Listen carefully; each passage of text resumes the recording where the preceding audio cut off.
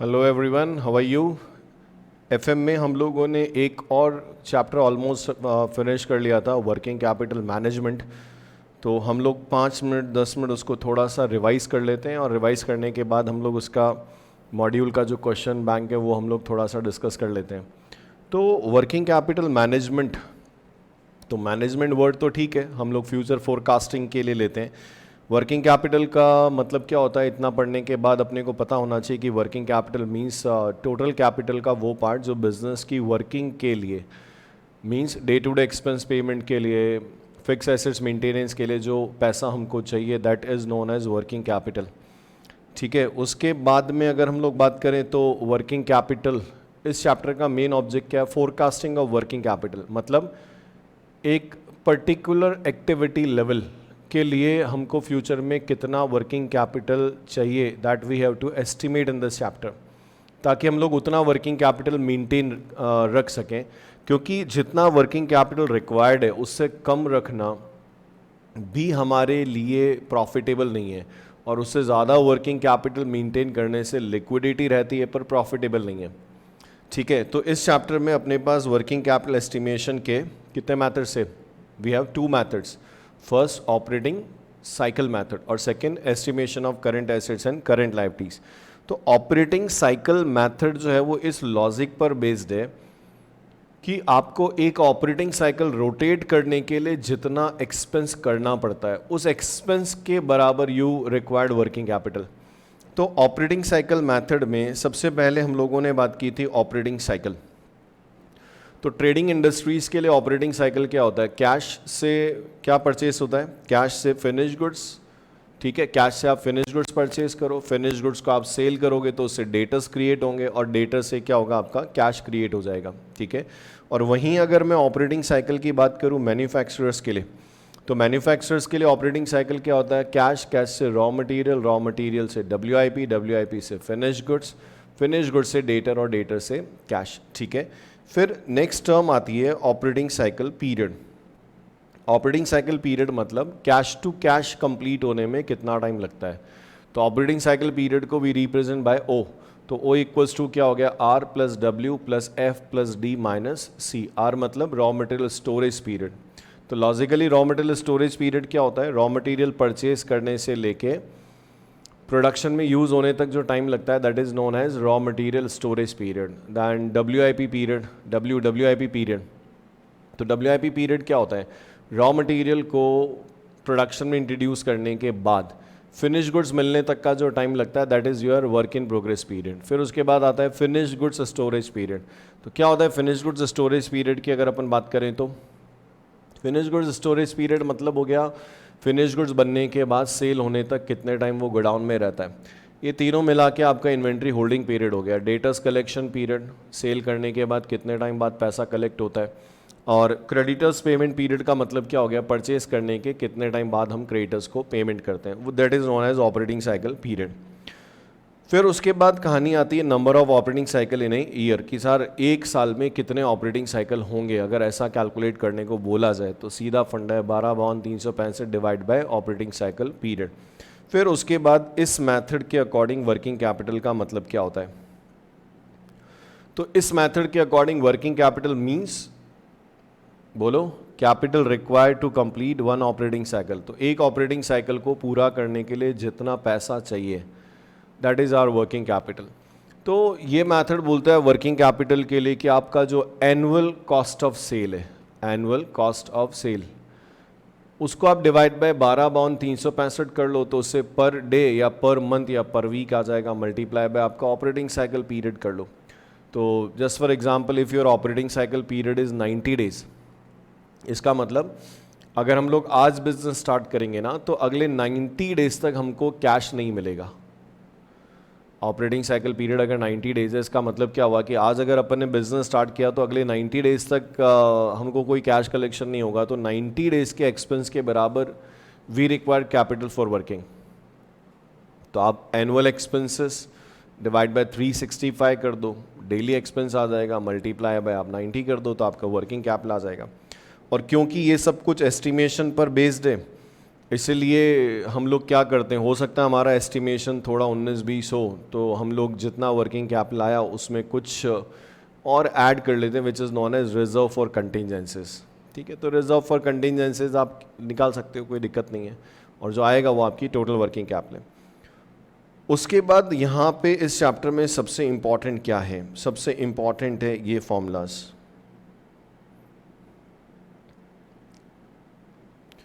इस चैप्टर में सबसे इम्पॉर्टेंट है ये फॉर्मूलाज। इनसे हम लोग ऑपरेटिंग साइकिल पीरियड के कंपोनेंट्स भी निकाल सकते हैं, और इन्हीं फॉर्मूलों को यूज़ करके ऑलमोस्ट हम लोग सेकेंड मेथड में करंट एसेट्स और करंट लायबिलिटीज़ भी क्या करते हैं, एस्टिमेट करते हैं।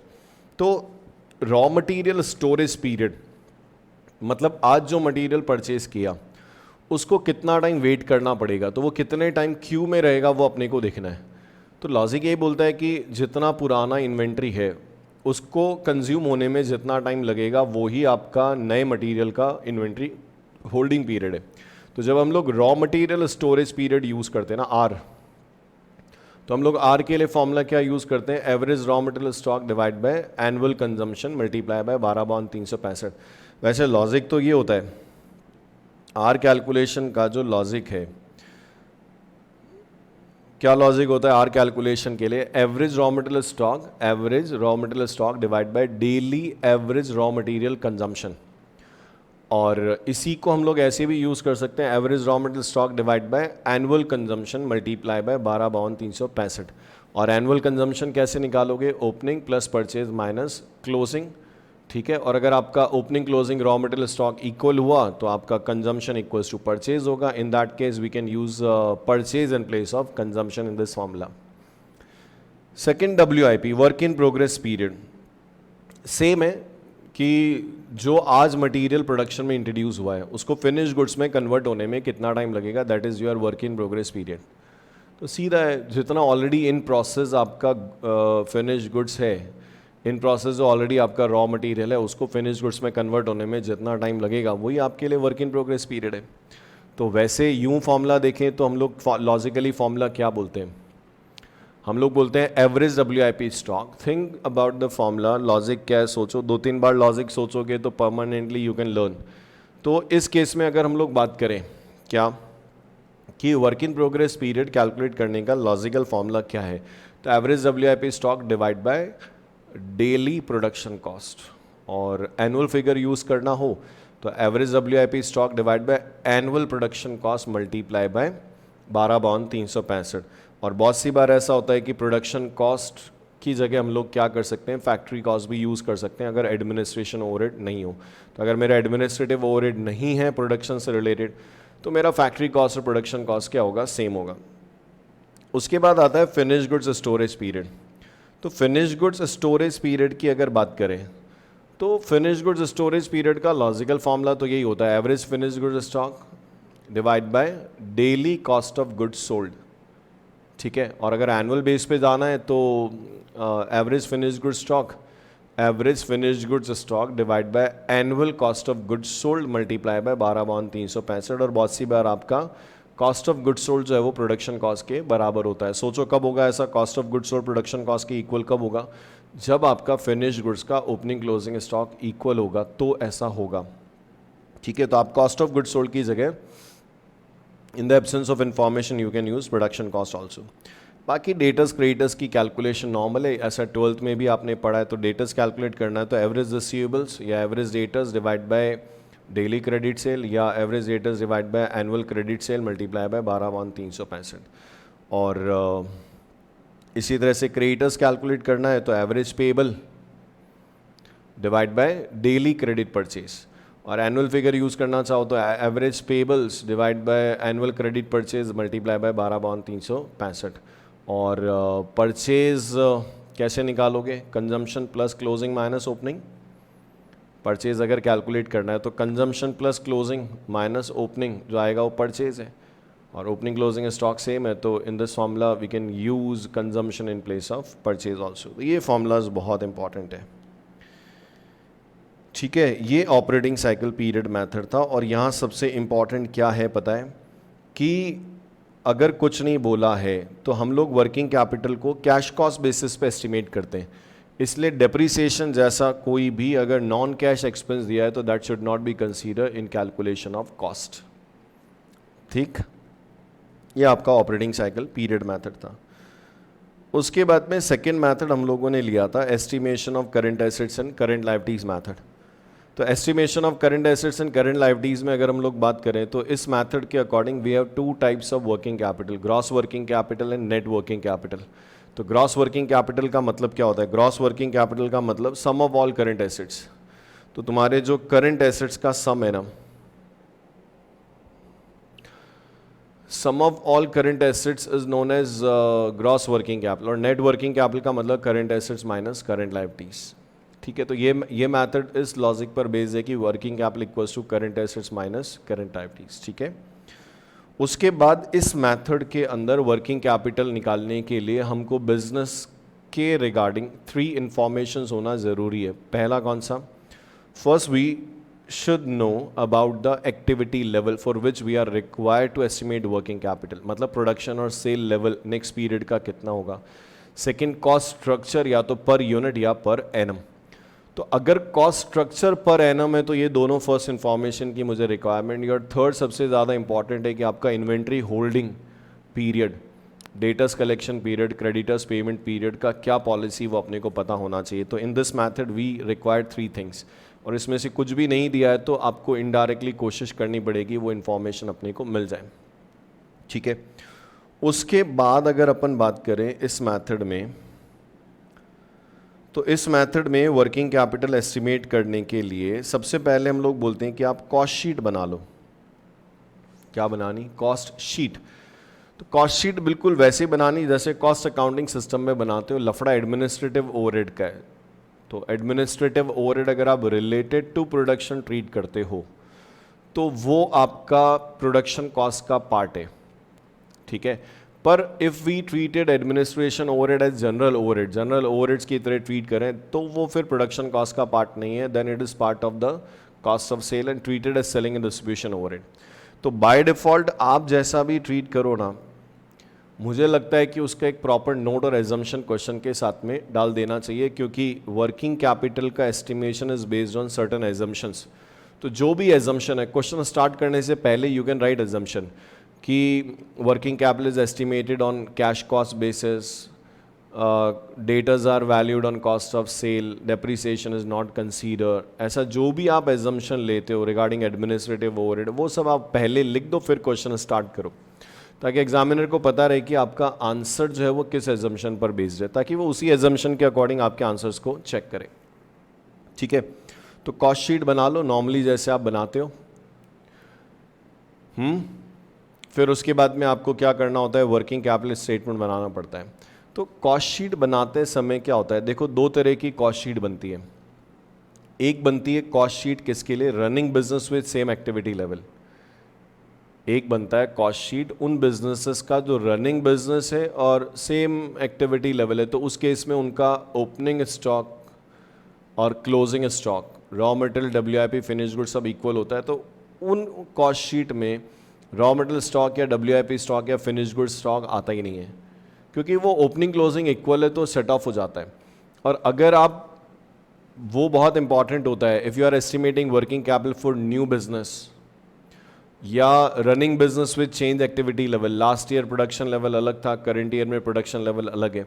तो उस केस में आपको कॉस्ट शीट के अंदर क्या करना पड़ता है? अगर आप जैसे नए बिजनेस के लिए बना रहे हो, तो नए बिजनेसेस में क्या होता है? Opening raw material, WIP, closing stock होता नहीं है। ओपनिंग रॉ मटेरियल, WIP और फिनिश गुड्स, ये तीनों स्टॉक नहीं होते हैं। In case of new business we don't have opening raw material, opening WIP, opening finish goods, पर we have closing raw material, closing WIP और क्लोजिंग फिनिश गुड्स। तो फिर कॉस्ट शीट के अंदर क्या होता है? सोचो, देखा कॉस्ट शीट का फॉर्मेट एक बार। अगर न्यू बिजनेस के केस में जो प्रैक्टिकली हम लोग तभी कर सकते हैं, नया बिजनेस का क्वेश्चन नए बिजनेस की तरह तभी अटेम्प्ट कर सकते हो जब WIP और फिनिश गुड्स की यूनिट्स गिवन हो। होप कि आपको याद है मैं क्या बोल रहा हूँ। आप नए बिजनेस के क्वेश्चन को नए बिजनेस की तरह तभी अटेम्प्ट कर सकते हो कब? जब आपका WIP और फिनिश गुड्स का यूनिट्स गिवन हो, ना कि होल्डिंग पीरियड। मतलब अगर न्यू बिजनेस के केस में फिनिश गुड्स और WIP का होल्डिंग पीरियड दिया हुआ है, दैट मीन्स आपको नए बिजनेस के लिए first year working capital estimate नहीं करना है, वो आपसे लॉन्ग टर्म फ्यूचर में क्या वर्किंग कैपिटल होगी वो एस्टिमेट करवा रहे हैं। तो उस केस में नया बिजनेस होते हुए भी वो running business with same activity level ही क्या होगा, कंसीडर होगा। समझ में आया क्या बोला मैंने? सोचो जो मैं बोल रहा हूँ। इन case of new business question दो तरह से वर्किंग कैपिटल एस्टिमेट करवा सकता है। तो नए बिजनेस के केस में एक तो होता है कि immediate working capital, just immediately कितना वर्किंग कैपिटल चाहिएगा वो एस्टिमेट करवाता है फर्स्ट ईयर के लिए, और एक होता है कि इन लॉन्ग टर्म कितना वर्किंग कैपिटल चाहिएगा। तो फिर वो भले ही नया बिजनेस हो पर लॉन्ग टर्म में जाके तो वो running business with same activity level होता है ना। तो हमको कैसे पता चलता है कि हमको नए बिजनेस को नए बिजनेस की तरह अटेम्प्ट करना है या नए बिजनेस को रनिंग बिजनेस की तरह अटेम्प्ट करना है? कैसे पता चलता है? याद है, अगर आपको न्यू बिजनेस के क्वेश्चन में फिनिश गुड्स और WIP stock in units given है, दैट मीन्स आपको न्यू बिजनेस को न्यू बिजनेस की तरह अटेम्प्ट करना है। पर अगर आपको न्यू बिजनेस के केस में फिनिश गुड्स और WIP पीरियड गिवन है, दैट मीन्स आपको उसकी फ्यूचर वर्किंग कैपिटल एस्टिमेट करवा रहे हैं। लॉन्ग टर्म में क्या वर्किंग कैपिटल होगी वो एस्टिमेट करवा रहे हैं। तो उस केस में न्यू बिजनेस होते हुए भी रनिंग बिजनेस में सेम एक्टिविटी लेवल ही कंसीडर होगा। उस केस में वी हैव टू अज्यूम कि ओपनिंग क्लोजिंग जो स्टॉक है, raw material, WIP, finish goods, वो सब क्या है, इक्वल है। सॉरी, ठीक है। तो एक जनरल फॉर्मेट पे अगर बात करें, ठीक है, कॉस्ट शीट आपको बनानी पड़ेगी। अगर मैं जनरल फॉर्मेट पे बात करूं तो वर्किंग कैपिटल स्टेटमेंट का जनरल फॉर्मेट क्या रहता है? सबसे पहले क्या होता है? सबसे पहले करंट एसेट, करंट एसेट्स में रॉ मटेरियल स्टॉक। तो रॉ मटेरियल स्टॉक का रिलेशन कंजम्पशन से है, तो annual consumption divide by 12/365 multiply by R करना पड़ेगा, और आप एनुअल कंजम्पशन कॉस्ट शीट से उठा सकते हो, ठीक है, उसमें कोई दिक्कत नहीं है। सेकेंड, WIP ऐसी यूनिट्स होती हैं जो कि इन प्रोसेस है, जो इनकम्प्लीट है किसी न किसी पॉइंट ऑफ व्यू से। तो WIP को वैल्यूड करते समय जनरली वे एज्यूम कि मटेरियल पॉइंट ऑफ व्यू से 100% है, जबकि लेबर ओवरहेड से 50% है, if nothing is given in question. तो हम लोग WIP का वैल्यूएशन करते समय मटेरियल, लेबर एंड ओवरहेड्स का कॉस्ट अलग अलग लेते हैं, क्योंकि इनका लेवल ऑफ कंप्लीशन क्या होता है, अलग होता है। तो जो भी है एनुअल रेस्पेक्टिव कॉस्ट ले लो, डिवाइड बाय 12/365 कर लो, उससे मंथली आ जाएगा या डेली आ जाएगा, मल्टीप्लाई बाय W और फिर multiply by level of completion. 100, 70, 80, 50 जो भी है वो लेना पड़ता है। फिनिश गुड्स का वैल्यूएशन हमेशा किस पे करते हैं? फिनिश गुड्स का वैल्यूएशन हमेशा प्रोडक्शन कॉस्ट पे होता है। तो annual production cost divide by 12/365 multiply by F। Debtors बहुत इंपॉर्टेंट है। डेटस का कैलकुलेशन जो है वो हम लोग सेल पे भी कर सकते हैं और कॉस्ट ऑफ सेल पे भी कर सकते हैं।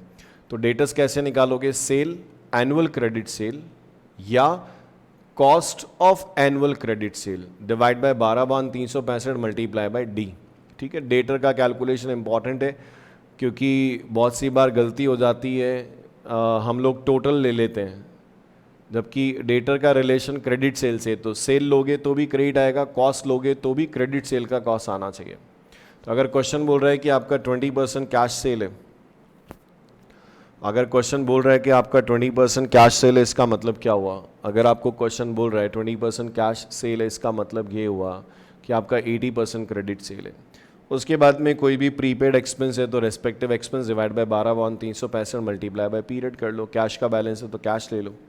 करंट लायबिलिटीज़ में सबसे पहले क्रेडिटर्स लेते हैं, तो क्रेडिटर्स का रिलेशन परचेज से, तो annual credit purchase divide by 12/365 multiply by creditors payment period. अब परचेज जब कैलकुलेट करते हो तो लॉजिक क्या रहता है? Consumption plus closing minus opening. तो अगर आपका running business with same activity level हुआ तो आपका opening closing raw material stock equal होता है, तो उस क्वेश्चन में हम लोग एनुअल कंजम्पशन को यूज़ कर सकते हैं परचेज की जगह। पर अगर मेरा नया बिजनेस है और फर्स्ट ईयर के लिए मेरे को वर्किंग कैपिटल कैलकुलेट करना है, तो फिर यहाँ पे कंजम्पशन, फिर यहाँ पे परचेज कैसे निकालते हैं? सोच के देखो। इन केस ऑफ न्यू बिजनेस जब मेरे पास ओपनिंग रॉ मटेरियल स्टॉक नहीं, लॉजिक तो वही है यार, परचेज निकालना है तो लॉजिक वही है, consumption plus closing minus opening.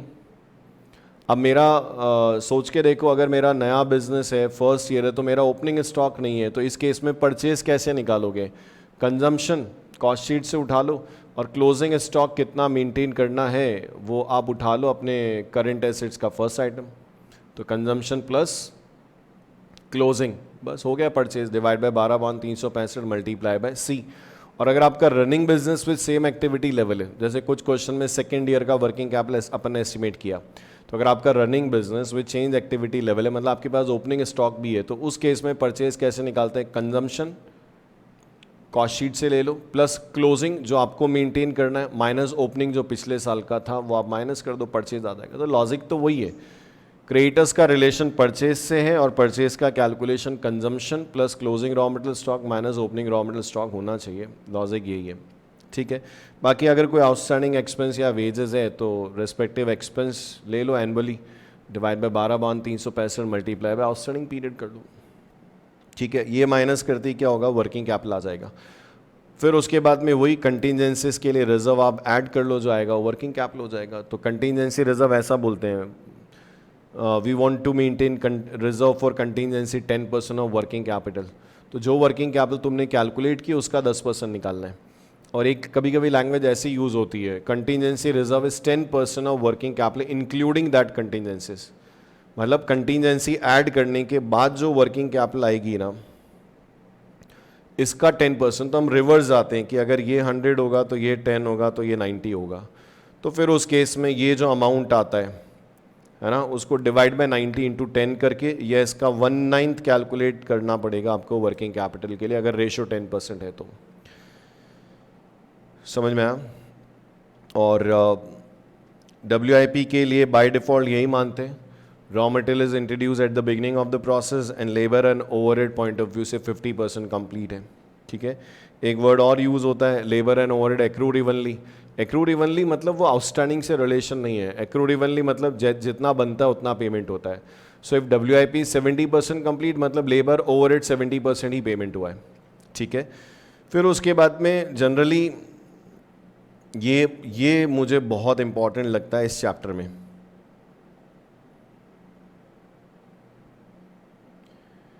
ये मुझे बहुत इंपॉर्टेंट लगता है और इस एजम्पशन से आपकी वर्किंग कैपिटल के आंसर चेंज हो जाते हैं।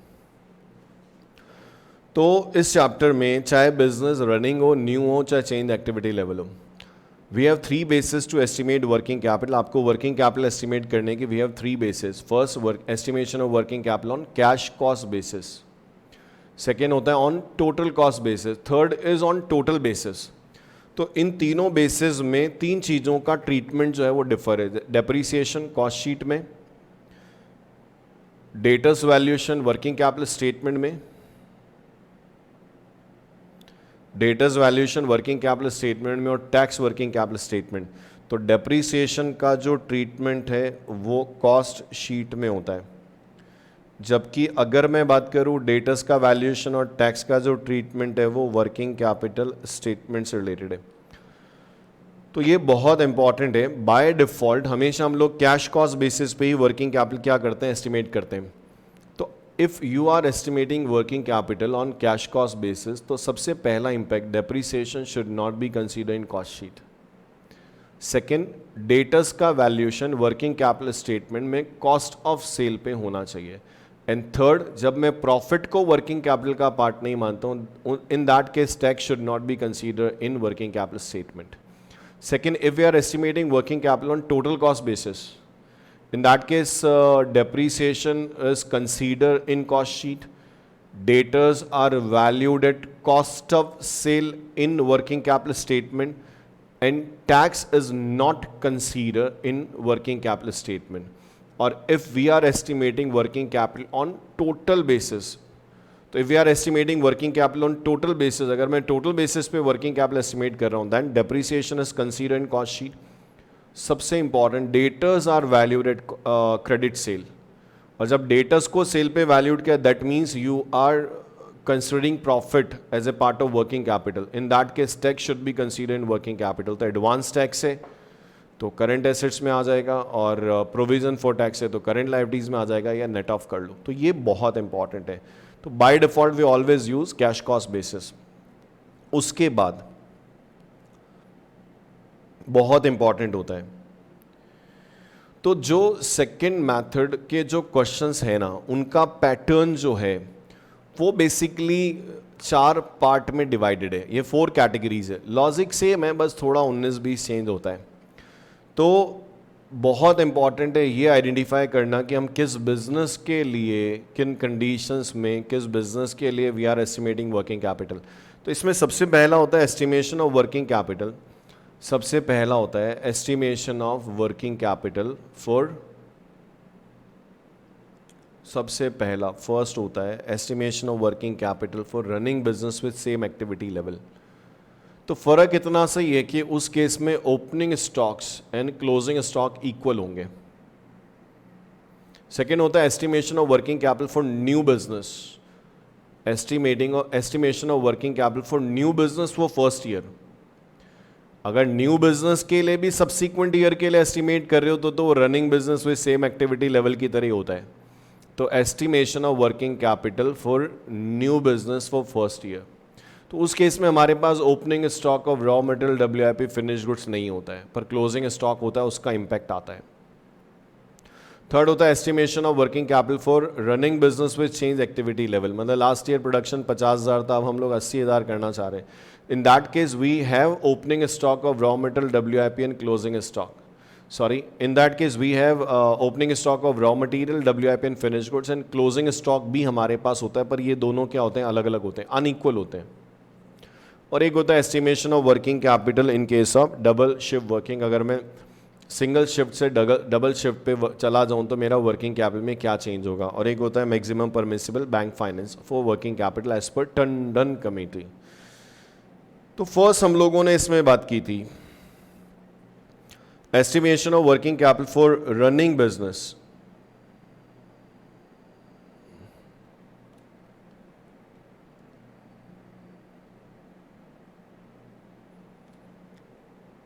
तो हम लोगों ने बात की थी estimation of working capital for running business with same activity level. थोड़ा सा लॉजिकली समझोगे ना तो सब एक जैसा ही लगेगा आपको। तो estimation of working capital for running business with same activity level, running business with same activity level. अब इसमें क्या होता है, देखो सबसे पहला point, opening stock of raw material equals to closing stock of raw material. ऐसा होने से क्या होता है, अगर मेरा रॉ मटेरियल का ओपनिंग क्लोजिंग स्टॉक इक्वल होगा तो मेरा एनुअल कंजम्पशन इक्वल्स टू क्या होगा, annual purchase. Annual consumption equals to annual purchase. तो वर्किंग कैपिटल स्टेटमेंट बनाते समय, ढंग से सुनो, ऊँगो मत, तो वर्किंग कैपिटल स्टेटमेंट बनाते समय करंट एसेट्स के अंदर रॉ मटेरियल स्टॉक निकालने के लिए मैं कंजम्पशन की जगह परचेज भी यूज़ कर सकता हूँ, और करंट लायबिलिटीज़ के अंदर क्रेडिटर्स कैलकुलेट करने के लिए मैं उस केस में परचेज की जगह कंजम्पशन यूज़ कर सकता हूँ। ठीक है, फिर उसके बाद में हम लोग बोलते हैं कि इस केस में क्या होता है कि आपका जो फिनिश गुड्स का ओपनिंग और क्लोजिंग स्टॉक है वो इक्वल हो जाता है। तो फिनिश गुड्स का ओपनिंग क्लोजिंग स्टॉक इक्वल होने से क्या होता है कि production is equals to sale, number of unit produce equals to number of unit sold. तो इस केस में अगर आपने 50,000 यूनिट्स प्रोड्यूस किए, that means your sale is also 50,000 unit. अगर आपने 60,000 यूनिट सेल की, that means your production is also 60,000 unit. समझ में आया। और ओपनिंग क्लोजिंग WIP इक्वल हो जाता है। तो ओपनिंग क्लोजिंग WIP इक्वल होने का क्या इम्पैक्ट आता है कि आपका जो कॉस्ट शीट में नेट ग्रॉस फैक्ट्री कॉस्ट है वो नेट फैक्ट्री कॉस्ट के बराबर हो जाता है। In cost sheet we are not required to take WIP लिखने की जरूरत ही नहीं, because the opening and closing stock are equal. वहीं पे अगर मैं बात करूं, बहुत इंपॉर्टेंट होता है estimation of working capital for new business for first year. नए बिजनेस के लिए भी पहले साल के लिए, मतलब इमीडिएटली कितना वर्किंग कैपिटल चाहिए, लॉन्ग टर्म। चलिए, estimation of working capital for new business. तो नए बिजनेस के केस में क्या होता है, देखो बहुत इंपॉर्टेंट है estimation of working capital for new business for first year. मतलब हम लोगों को बोला है कि आपको नए बिजनेस के लिए पहले साल का वर्किंग कैपिटल एस्टिमेट करना है। तो सोच के देखो कि अगर आपका न्यू बिजनेस है और पहला साल है, नया बिजनेस है और फर्स्ट ईयर है, तो आपके पास opening raw material, opening WIP, opening finish goods, ये आपके पास कुछ भी नहीं है। तो आपका opening stock of raw material WIP finish goods nil है। उसका इम्पैक्ट क्या आता है, जब रॉ मटेरियल का ओपनिंग स्टॉक जब आपका रॉ मटेरियल का ओपनिंग स्टॉक और क्लोजिंग स्टॉक इक्वल नहीं होता है तो क्या इम्पैक्ट आता है, सोचो। तो अगर मैं बात करूं तो रॉ मटेरियल का ओपनिंग क्लोजिंग स्टॉक इक्वल होने पे क्या होता है, रॉ मटेरियल का ओपनिंग क्लोजिंग स्टॉक इक्वल होने से क्या होता है कि your purchase is equal to consumption. जो आपका परचेज होता है ना वो किसके बराबर होता है, कंजम्पशन के बराबर होता है। पर अब मेरा ओपनिंग स्टॉक तो है ही नहीं, रॉ मटेरियल का ओपनिंग स्टॉक है ही नहीं, तो मैं कह सकता हूं कि opening and closing stock are not equal. तो इस केस में मैं कह सकता हूं कि मेरे purchase is not equal to consumption. मतलब मैं परचेज की जगह क्रेडिटर्स कैलकुलेशन के लिए कंजम्पशन यूज नहीं कर सकता, ना मैं रॉ मटेरियल स्टॉक निकालने के लिए कंजम्पशन की जगह परचेज यूज कर सकता हूं। तो इस केस में परचेज इक्वल्स टू क्या होगा, कितना खरीदना पड़ेगा पहले साल सोच के देखो। तो जितना आपको कंज्यूम करना है प्लस जितना तुमको क्लोजिंग स्टॉक मेंटेन करना है उसके इक्वल तुमको परचेज करना पड़ेगा। तो सबसे इंपॉर्टेंट क्या है कि परचेज का यूज हम लोग कहाँ पे करते हैं, करेंट लायबिलिटीज में क्रेडिटर्स की कैलकुलेशन के लिए हम लोग परचेज यूज करते हैं। और परचेज के लिए आपको क्या करना पड़ेगा, consumption plus closing raw material stock, consumption plus closing raw material stock. Consumption कहाँ से उठाओगे, कॉस्ट शीट से पहला आइटम कंजम्पशन उठा लो, और closing stock of raw material आपको वर्किंग कैपिटल स्टेटमेंट में करंट एसेट से उठाना पड़ेगा। तो बहुत important in case of new business, first year, opening raw material stock है ही नहीं, तो योर परचेज इक्वल्स टू, देखो कंजम्पशन तो सीधा निकल जाएगा, 10,000 यूनिट बनानी है इंटू 10 रुपये का मटेरियल है तो कंजम्पशन तो सीधा आ जाएगा। कंजम्पशन को लेके क्लोजिंग स्टॉक भी आ जाएगा। पर सबसे इंपॉर्टेंट होता है क्रेडिटर्स की कैलकुलेशन के लिए रिक्वायर परचेज। तो परचेज कैलकुलेट करते समय तुमको कॉस्ट शीट से कंजम्पशन उठाना पड़ता है और वर्किंग कैपिटल स्टेटमेंट में करंट एसेट से तुमको क्लोजिंग स्टॉक उठाना पड़ता है। समझ में आया। और अब यहां पे सेकंड अगर हम लोग बात करें कि आपका रनिंग बिजनेस में क्या होता है, रनिंग बिजनेस में सेम एक्टिविटी लेवल के केस में क्या होता है,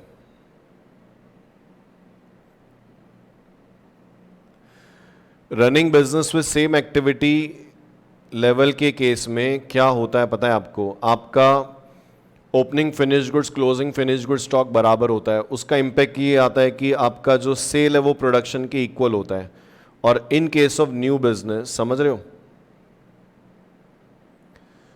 इन केस ऑफ न्यू बिजनेस, नए बिजनेस के केस में क्या होने वाला है, आपका opening stock of finish goods है ही नहीं।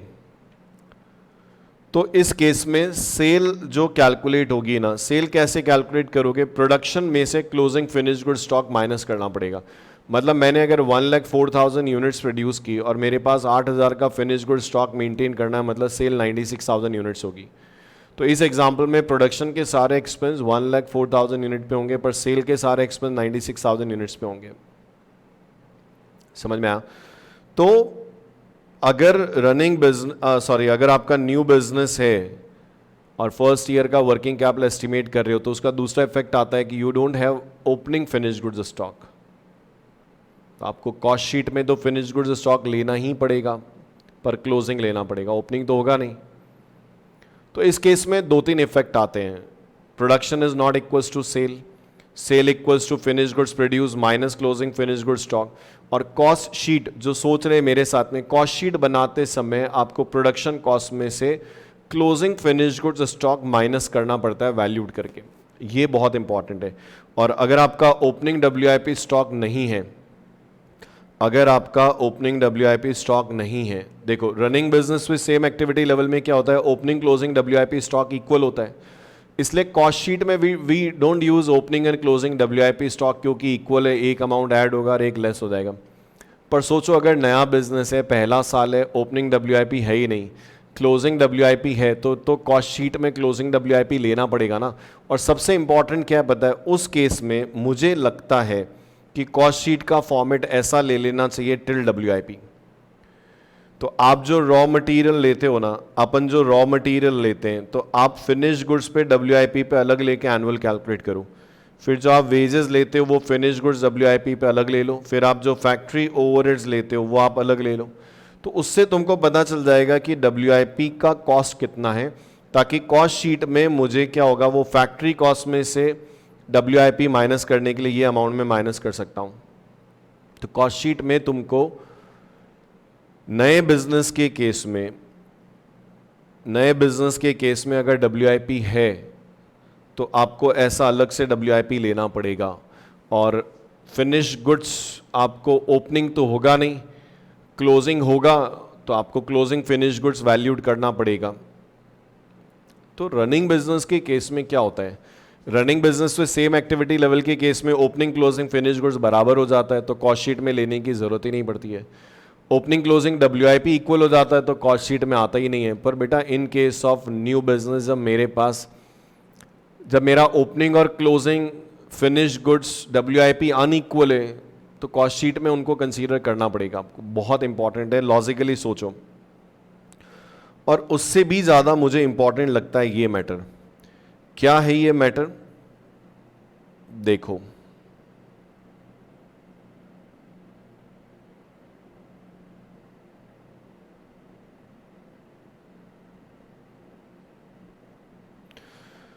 तो ये मैटर क्या है, देखो, अगर न्यू बिजनेस का क्वेश्चन है, उसमें फिनिश गुड्स और WIP स्टॉक की यूनिट्स गिवन है, फिनिश गुड्स और WIP स्टॉक की यूनिट्स गिवन है, तो आप उस क्वेश्चन न्यू बिजनेस के क्वेश्चन को as a new business attempt कर सकते हो।